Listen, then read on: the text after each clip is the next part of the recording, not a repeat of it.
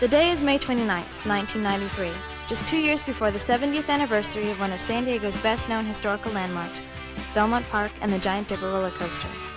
The park and the coaster represent more than just a place where San Diegans have come for the past 7 decades to be entertained and thrilled by the wooden behemoth known as the Giant Dipper. They represent the American dream, not the dream of one man, but the dream of a whole city.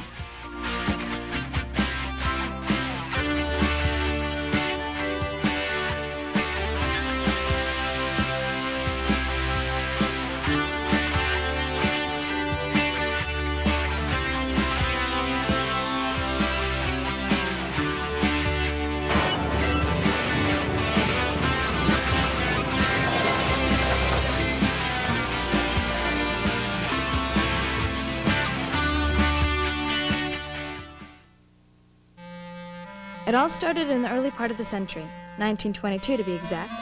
The man behind the dream was John D. Spreckels, a man with lots of ideas and the money to make them real. Spreckels owned most of the sugar industry in California, as well as a good amount of land in San Diego. His latest purchase at the time was a small strip of sand located between the Pacific Ocean and Mission Bay. His main drive was to split the land and attract prospective buyers. He announced to the city of San Diego that he was going to build San Diego's largest amusement center, complete with a new kind of roller coaster.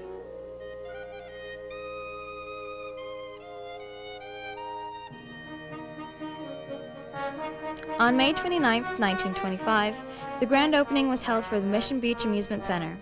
Hundreds of San Diegans drove and took the trolley to Mission Beach for this huge occasion. The amusement center offered everything to delight both the young and the old. It prominently featured an indoor saltwater swimming pool, a casino and nightclub, a ballroom, a midway with games and funhouse, a bathhouse, which was common at that time, an ice rink, and a carousel.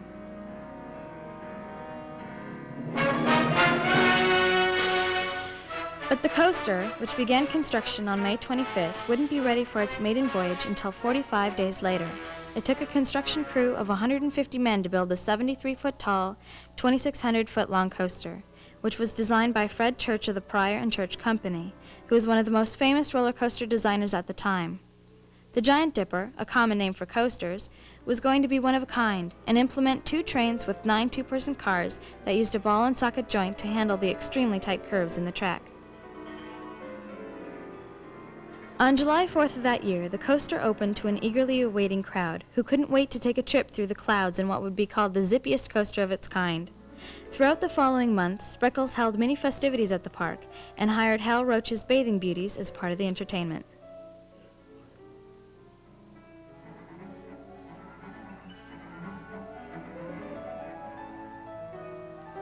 They say that nothing lasts forever. 1 year after opening the park, John Spreckels died and left the park to his wife.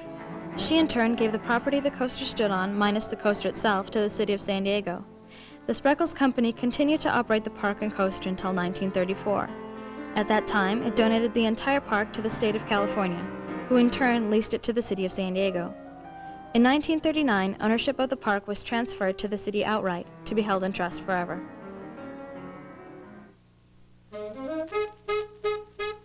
In the late 30s and 40s, everything in the park was sold individually to private entrepreneurs, who leased the underlying property from the city. Everyone owned their stands outright, and according to one news account of that period, their property leases were considered attractive and were based on their monthly profits. The plunge indoor swimming pool continued to operate under city management and was modified from saltwater to freshwater in 1940.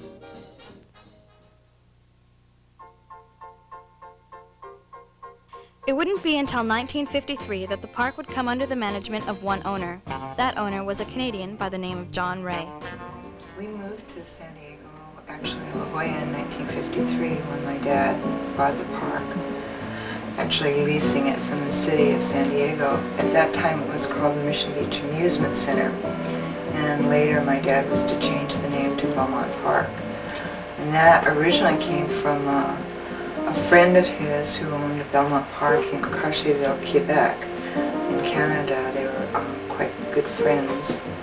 My father had redesigned his amusement park for him, so he asked him if he would mind if he named his amusement park Belmont Park. 2 years after John Ray bought the park, the Giant Dipper mysteriously caught on fire.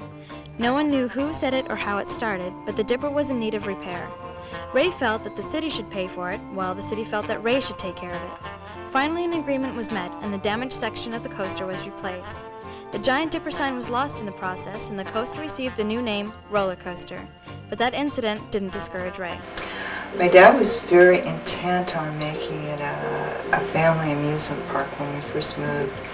The Mission Beach Amusement Park had a reputation of having a lot of sailors, and although he welcomed the young men, he also wanted it to be a family amusement park.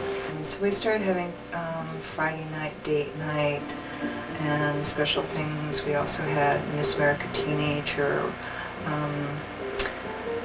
contest at the park in the picnic area and the stage, and that was promoted by, well, I think we had a number of radio stations involved in the Miss America Teenager contest, and our girl ended up going back to New York and placing third, so that was a lot of fun organizing those kind of things. In 1963, John Ray died, leaving the park to his wife and children. 6 years later, his wife Eleanor sold the park to hotel entrepreneur William Evans, who at the time owned the Bahia and Catamaran hotels in the area. Evans had plans on tearing down the entire park and constructing a beachfront hotel. The residents and other San Diegans opposed the idea greatly, to Evans' dismay. He decided it was in his best interest to keep the park and hired Don Hertel to clean it up. The park at the time when I came here was like an old amusement park. If you excuse the term carnies, there were a lot of people like carnies, like the type of people you see working the rides and the games at the Del Mar Fair. It was that type of people, which was interesting in its own way, but I think that type of clientele working here kept a lot of the families away. I know it was sort of a very common thing for parents to say, you know, don't go hanging out down at Belmont Park.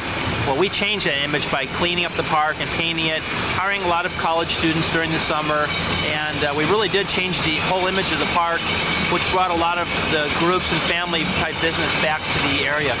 In fact, in 1972, when I came to Belmont Park, we changed the image a whole lot and made it a family recreation area where families could actually come and have a good time. Just to the south end of the roller coaster here, we had a building which resembles the new buildings they put up today. It was called the Belmont Palace Theater. And we had a lot of interesting entertainment. We had Lassie here, we had magic shows and magic clubs, and we had plays and clown acts and a whole lot of different fun entertainment things. So there was a lot more to do. In those last 4 years the park was open than in previous years. We had entertainment on the midway, and like I said, it was a really fun place where families could come and spend the weekend and have a great time. When I came to Belmont Park, that the roller coaster didn't have a name, which I thought was very strange, and I did research the best I could to find out if it ever had a name, and I couldn't find anything that indicated that it was ever named, which I thought was very strange. So what I did is I put together a promotion with the 7-Eleven stores in San Diego to name the roller coaster. And didn't think I'd have the response that I had, but a week after the application forms went out into the 7-Eleven stores, we had a special delivery of mail here to Belmont Park where a truck dropped off about 12 bags of mail, which consisted of many thousands of suggestions of what to name the roller coaster, at which time, after going through every single idea that people had sent in on what we should name the coaster, we picked the Earthquake. The owner of Belmont Park had a lease with the city of San Diego, and he wanted to renew the lease for a longer period of time than what the city wanted to renew it for, and invest some money and fix up the park. Due to the fact they wouldn't give him the long lease, I think that had something to do with the park closing. In addition to that, the beach area was getting so popular when we would book large parties like the gas and electric company or the telephone company coming to Belmont Park, we had a problem with parking because the city wouldn't let us regulate the parking. So without having pay parking, the park would open at noon and all the beachgoers were already at the park, which left no parking space for people coming to Belmont Park. And unfortunately, when people came to the beach, they didn't want to come to Belmont Park, so we had a major parking problem. And I think those two things actually led up to the closing of the park in 1976. The roller coaster at Belmont Park. First say the City Council will decide whether it wants this roller coaster or Belmont Park at all. I don't really feel that it should be dismantled. I think it should be relocated, primarily because the land adjacent to the ocean should be available for anybody to move from Bonita Cove, a part of Mission Bay Park, over to the ocean beach, or vice versa. Because right now it is accepted by the community as an amusement center, and to, in my opinion, locate it somewhere else inland, it would then become a carnival and not an amusement center. I always relate roller coasters and fun rides with a beachfront area, not a backland area. After the park closed in 1976, it became a haven for vagrants and drug dealers. No one wanted to take on the task of cleaning up the park one more time and operating it. The coaster started to deteriorate, and the locals weren't happy with the type of people the abandoned park attracted. Well, you know, it was a haven for all the derelicts living under it when it was closed for so long. And years ago, we climbed up to the top of the roller coaster and put a very large sign on it, free home for derelicts. And the next night, or the next day, the fire department took the sign down. And within a week, they had it all cleaned up and got all the derelicts out from living underneath it. Made it a little bit more pleasant for all the neighborhood. The City Council decided to let the coaster stand for a little while longer, but it was apparent that tearing it down seemed to be the only solution. A small group of San Diegans led by local architect Tony Ciani didn't want to see the old coaster come down. After many months of petitioning, the coaster was named to the National Register of Historic Places, which hindered the city's efforts to remove the coaster. Because of this effort, the coaster fell under the jurisdiction of the California Coastal Commission. The coaster could not be destroyed by the city without approval from the Commission's request by the owner, who was still William Evans at the time. Needless to say, Evans was against the destruction of the coaster. As the coaster sat on the beach, its fate undecided, a small group of beach residents decided to immortalize the coaster.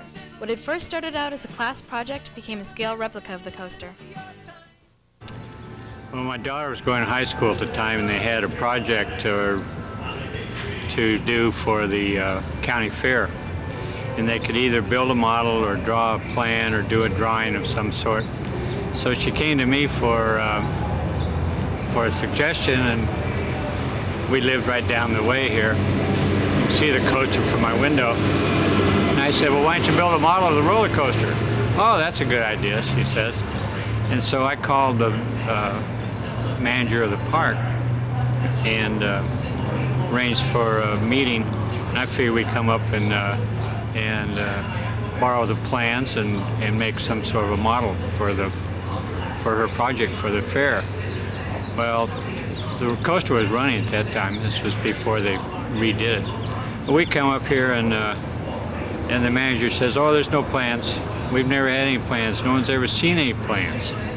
Well, it happens to be, I'm a surveyor, and so I told my daughter Amy, I said, well, Amy, it looks like your project's going to be a drawing of the coaster. And a couple friends of mine and I, we came up and surveyed the thing, located every post in this thing. It's like 480 of them. And she did a drawing from our field notes. And then later on, well, she lost interest right after that, naturally. And so a friend of mine was working in the model shop for the State Division of Highways. And I was telling him about it, and he said, well, let's build a model. So that's how we got started, and 5 years later, we finished it. We were working in my friend's garage, and we worked like every Wednesday on the thing. Well, one day he was doing some messing around in the garage, and they pulled his car out to go to the store temporarily, and he left the garage door open. And while he was gone, it rained, and when the door comes up, well, it kind of tilted back. Rain hit the door where it stuck out. The water came down on the end of the model, blew the whole end off the thing. And we didn't know whether to start again or not, and after a month of crying over it, we decided to go back and have at it again. When they built San Diego, they made just a little mistake. They put condos on the hillside and put the shopping center in a lake. The Navy brought some of our fathers, others wandered from Eastern turf, attracted like a magnet to the sunshine and the surf. And we grew good-natured people as it would come to pass, with a laid-back lifestyle, worried about our chicken and our gas. But now there's another issue for which I rally your support. It's time to hear from the people before it's settled in some court. Don't let them tear down this coaster as some developer has planned. It's our link with old San Diego and therefore sacred land. Because people are moving to the city at all too quick a pace. San Diego's constantly changing as we take on a big city face. You see, the Belmont Park roller coaster is a symbol of the San Diego of before, that sleepy little resort town which just doesn't exist anymore. So as a tribute to the past, let's let the coaster stay right here. And let's tell all those developers to take their developments and shove them elsewhere. For News 8, I'm Larry Himmel, at large at Belmont Park. As time passed, a local transient set the coaster on fire twice in February of 1981. This was the second deliberately set fire at the roller coaster in less than 3 weeks. The first was confined to a small area and caused only minimal damage. This time, however, flames could be seen from as far away as downtown. Drew Manley and Frank Batella were walking down the boardwalk when they spotted the fire and called the fire department. It started back in that compartment over there. By the track, there's a little room where people were sleeping in there. And the guy who did it out of revenge because he was mad at some other guy. You know who it was? Yeah, but we're not going to say over the air. The two did tell fire investigators, and possible suspects are being questioned. The rundown facility long has provided shelter for transients. Some have been living in the structure in recent days, and fire officials said one was rolling up a mattress outside as the first trucks arrived. Nobody was injured in the fire, but one of the original roller coaster cars was destroyed. There is no estimate of damage because the roller coaster has been condemned. Dave Cohen, News 8, Belmont Park. For 3 hours today, fire investigators grilled 4 people on what they knew about the blaze at the roller coaster last night. When the session was over, 3 people were released and 1 man was held on 7 charges of residential burglary and arson. Investigators say Barry Adams, a 22-year-old Canadian, has been in San Diego for only a week. During that time, it's believed he's been living under the roller coaster at night and breaking into Mission Beach homes during the day. The 3 people questioned with Barry Adams today apparently told authorities he was the man who lit the fire. The blaze started shortly before 9 last night and burned for a little more than 15 minutes. But in that short time, 75 feet of the historic roller coaster were charred and 1 car was destroyed. There's still no decision today on what's to become of the Mission Beach showpiece, but faced with the suggestion to tear it down today, one city official said, that's a good idea. Lauren Nancaro, News 8, Mission Beach. The fires added more gloom to the already weathered coaster, which in turn literally fueled the controversy over the demise of the Giant Dipper. Finally, in 1982, Evans decided to donate the coaster to a local group, the Save the Coaster Committee. Several years of long standoffs, and that's sort of how I got in the picture because I had known Bill Evans. And I had to talk Bill Evans into giving us, for nothing, except for an evaluation for tax purposes, he had to give us, me, one of the owners, a roller coaster. And I will tell you, that was not easy to talk him into doing, but he was a terrific guy. He did it. The city gave us temporary use of a room in the plunge building, which it turns out had been a jail cell during World War II. We had fundraisers. We once had a wild fundraiser at SeaWorld, which was involved with a costume ball for Halloween. And it was a huge, big event put on by one of the radio stations, I don't remember which. And we all had to go in costume, and we all had to invite our friends, and it was this wonderful party in the middle of SeaWorld. Nobody talked, just all of these judges walking around and all of these people in mechanized costumes looking like robots and monsters and dinosaurs. And of course we raised money and we got a cut of the proceeds. So everything we could do, we had, I can remember Lock David Crane, of course, doing his magic act and hanging by the neck or by the feet or whatever off of the roller coaster because he's a magician and he was on the board of the committee. And he would bring his Star Trike, which he's quite famous for, out to the coaster as well. We had dances here. Our chili cook-offs, of course, were very famous. We had, then with the San Diego Union, Michael Grant, who's famous for his chili recipes and his chili expertise. He came out, along with Lucy Calais and a number of other council people, and judged chili cook-offs. And we'd have 500-600 people all standing around tasting chili while they were dishing it out underneath the roller coaster. And we had a beach ball one time, 20s themed, like beach people came in their 20s outfits and, you know, had a 20s band and that kind of a theme. And we had several work days, and plus the community helped. And we raised, we started a membership where you had to pay so much a year to get a lifetime ride pass to ride the roller coasters. Plus, in 1984, we got a $150,000 grant from the State Preservation Fund. The members of the Save the Coaster Committee, along with the California Conservation Corps, began work on the coaster by removing old paint, power washing, and cataloging the wooden supports, as well as replacing the burned sections of the track and the old bolts. Of course, it was a very wet undertaking. It would all blow back on you, paint chips and water and all. That took us many months, and it was a lot of fun, and we played Tom Sawyer a lot and had a lot of help. Tim Cole and I did most of the work, but we had help from a lot of people.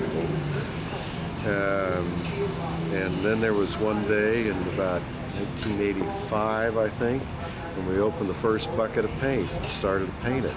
And again, it was Tom Sawyer all over again. And put a coat of paint on it.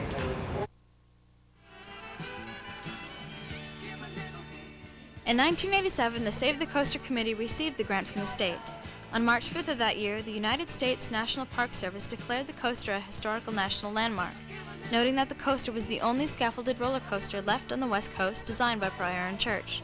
Because of this, the coaster gained additional legal protection from anything or anyone that might harm it. To officially recognize the Mission Beach roller coaster as a National Historic Landmark. When the grant money came through, we actually were able to buy the wire and the parts to build the lights, which we did. We had one of the fellows contributed his time as an engineer, designed the system, made some templates, and we just made it here on site by hand, again with volunteers. First of all, this is a local landmark. When you come to Mission Beach, if you try to give directions to somebody about how to find their house, you have to say, go to the roller coaster and turn either left or right or straight ahead. You can't do it any other way. It's a local, very important landmark. But secondly, it is also an engineering wonder from the great age of roller coasters in the 1920s. And as that particular example, that is why it is listed on the National Register and as a national landmark. It is the last Pryor and Church roller coaster standing that was built by this design team, who in the 20s built, I think close to 25 roller coasters, and this is their last one. And it's unique because the track is constantly banking to the left or the right as you're going up or down. And that's pretty rare to find on wooden roller coasters these days, the new ones that are being built. Even though the coaster was now safe from destruction, the rest of the park was replaced by a new shopping mall. On August 25th, 1987, the City Council made one last effort to hand the lease of the coaster over to the developers of the mall. The City Council may vote on the roller coaster in March. A Santa Cruz company is ready to build and operate it. The roar of the Giant Dipper would be an echo of the past. The sound of people and cash registers is needed to survive the future. John Kalia, News 8, Mission Beach. About 1987, we received a letter from Graham McCutcheon, who was developing Belmont Park behind me here, and asked if we might be interested in looking into restoring and operating the roller coaster here at Belmont Park.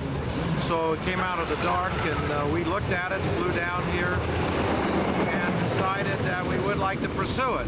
So we did start negotiating with the city of San Diego, and they did select us from different proposals, and it took us about 1 year to hammer out a contract and make a deal, and started our work to restore and operate the roller coaster. The San Diego Coaster Company came along in about 1989 That's they restored the roller coaster mechanically. With regards to restoring the roller coaster and even having a roller coaster to restore, we have to give so